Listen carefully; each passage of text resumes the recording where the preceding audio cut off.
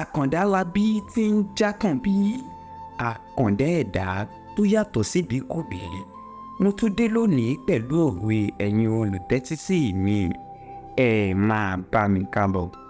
Àwọn àgbà bọ̀ wọ́n sọ pé àìsínlé ológìní ilé dilé èkúté. Due to the absence of the cat, the house was dominated by the rats, meaning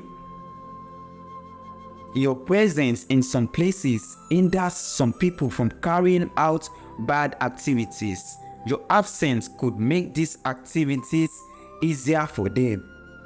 Èyí ń túmọ̀ sí pé bíbẹ̀rẹ̀ ní àwọn ibì kankan ó ń jẹ́ kí àwọn èèyàn kí wọ́n má lè rí àwọn ìwà aburú kan ṣe, àmọ́ àìsí bẹ̀rẹ̀ yóò wá jẹ́ kí wọ́n ṣe kí wọ́n rí kíní ṣe ní ìrọ̀wọ́ ẹsẹ̀. Ẹ ṣeun.